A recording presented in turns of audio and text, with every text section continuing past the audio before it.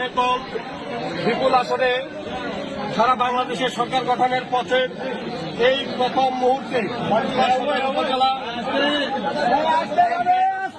সভাপতি চাকলাহাট ইউনিয়নের সাবেক আপনারা চুক্ত থাকেন কি চেয়ারম্যান জননেতা জনাব আবু দাউদ প্রধান, তিনি প্রথমেই যে কাজটি করেছেন বাংলাদেশ আওয়ামী লীগের প্রতি তথা আওয়ামী লীগের তৃণমূল পর্যায়ের নেতা কর্মীদের প্রাণের যে সংগঠন আমাদের চাকলাহাট ইউনিয়ন আওয়ামী লীগকে তিনি আজকে তালামুক্ত অবমুক্ত করেছেন।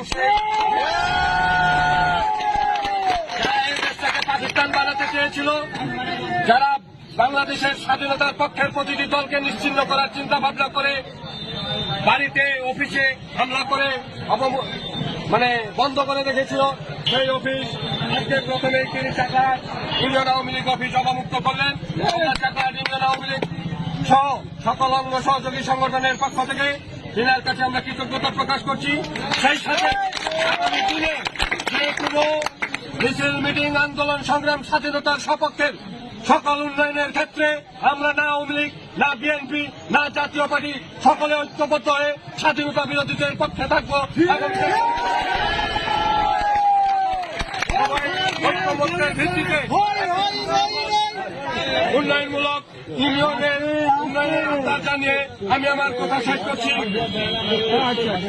ধন্যবাদ সবাইকে।